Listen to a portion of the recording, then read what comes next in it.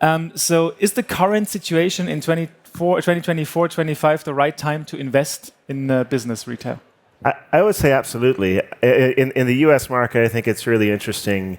In sporting goods, Dick's Sporting Goods is dominating, and the rest of the competition, and they're dominating because they're investing. So they have a new concept called World of Sport, and they're rolling out these new store concepts, much bigger. They're over 10,000 square meters. These are large store formats that have climbing walls and all the things, some of the things I saw in the great retailers we have here in Munich as well.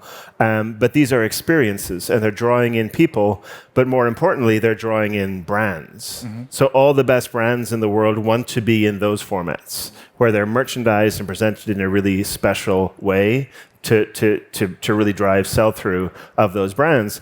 Meanwhile, you've got other competitors like Academy Sports or others who are not investing in that same level of experience, and they're falling backwards. They're not getting the brands, they're not getting the allocation. And so even though times are tough right now, if you can invest when times are tough, you can really leapfrog the competition.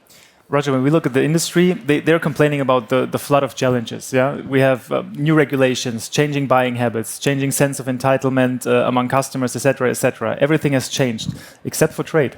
Is that right? Except for trade. Trade.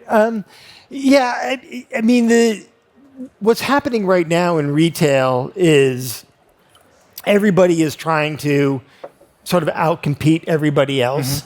And the ecosystem really needs to change. Consumers are a lot more control, and they don't realize from a behavioral standpoint, retailers need to make it as easy as possible. Actually, the industry needs to make it as easy as possible for people to buy from them. And pulling out of a store so that you can have a DTC strategy, it does not help the consumer. It makes it harder for them to purchase from you, and it makes it easier for other brands to gain market share.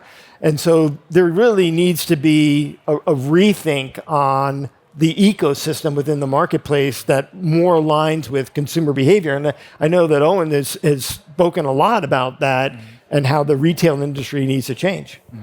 So in your book, Outthink, Outperform, you try to attempt, or you attempt to show a way out of this current dilemma. So do we need or wouldn't you agree? Well, no. You need the way out of the dilemma is always going to be, how do you align your actions with a customer's motivations, right? We all buy not based on what is the right choice or what is the wrong choice. Every consumer, every human makes a choice based on what is easiest and in our own self-interest. And when you tap into that, when you tap into the motivations behind that, you can sell some better product. Right? I buy Patagonia, yes, because they want to save the planet, and that's a worldview that I share.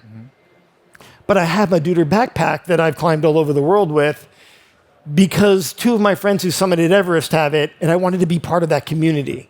Right? So there's a value system that I'm tapping into, and this is why brands need a more holistic ecosystem to be a part of, so that when those opportunities are there that they can't calculate for motivation, it makes it as easy as possible for that consumer to buy that brand and tap into that. Particularly with younger generations who will only buy, for the most part, from companies that do good. And you're never going to be a great company unless you do that. So, but how to achieve that? I mean, it's not a complete change of the whole system. No, it's not a complete change of the whole system. It's identifying. Well, first of all, you got to get over the hang-up of that everybody is a customer. Everybody will never be a customer. Like, that's the first hang-up that most retailers, most brands need to get over. You're not going to sell your product to everybody. What you're looking for is, in human behavior models, for the audiences that have the most motivation to buy from you. And motivation ebbs and flows a little bit like the ocean, but if you have a running shoe, you're never going to sell it to a non-runner.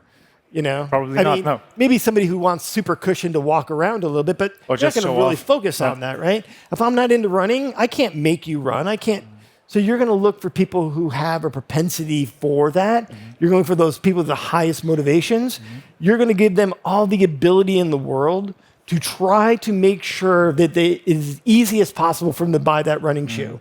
You want to give them not just access to information, but you want to have somebody who's a great runner endorse the shoe. You want to make sure that they can sample it at that local retail store so they can go for a run in it before they even buy it, right? You want to get it any access point along that entire customer journey, giving them opportunity to learn and experience about that shoe.